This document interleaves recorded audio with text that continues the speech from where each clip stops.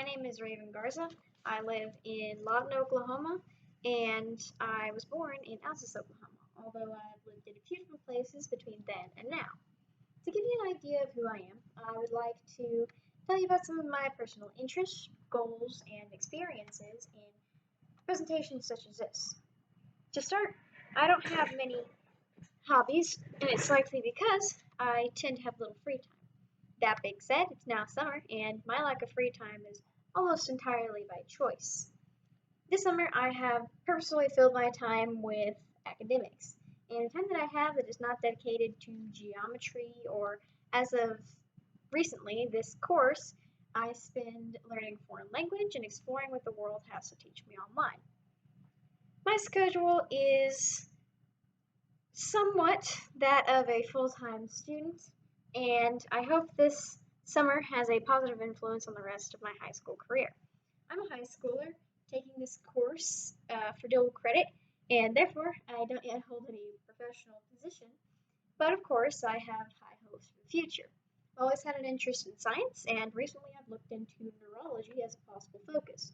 I aim to travel abroad in my education and possibly career, and at some point I may focus on neurolinguistics, or the study of language and the brain.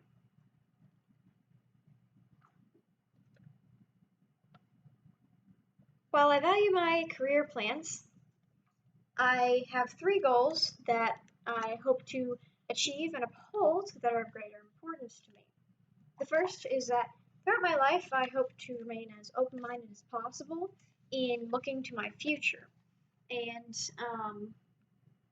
that being said, I also hope to self-reflect often and be willing to embrace change, not loathe it as so many tend to do.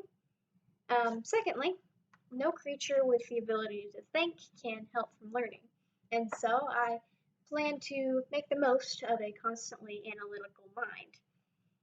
My last goal, I've already mentioned. I plan to use this summer and my being homebound to improve overall. One step to that improvement is taking this course. Communication to me and public speaking is a valuable tool, an important tool that requires time, energy, and confidence to master.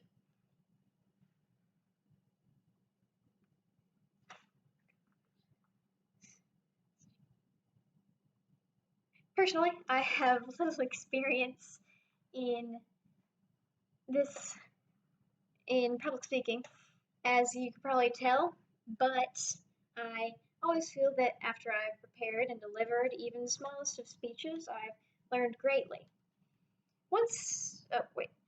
I find that I can articulate very well if I'm not stressed, and situations such as this only occur in asynchronous conversation, and when turning in an assignment that I was allowed at least a small amount of time to write and erase and rewrite on. In synchronous conversation, I can usually talk very well with others if I understand the topic and am allowed to voice my understanding with little disruption and noise. Of course, this leaves a lot for me to work on, and I admit that I dread the live audience speeches to come, but I feel prepared to take on the issue, even if it means being uncomfortable at times. Public speaking, once again, to me, is a very valuable tool, and I can only hope to grow in my ability to use it and use it effectively throughout my life. In fact, neurology and careers involving scientific research tend to require communication skills almost as much as technical knowledge. Um, my involvement in language and culture will also depend greatly upon these skills, especially seeing as while I'm learning a language, I'll rely heavily on nonverbal communication.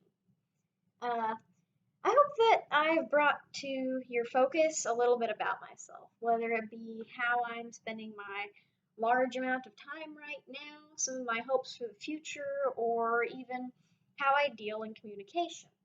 Honestly, I feel kind of comfortable with this speech, even though it's the first and likely easiest of many to come.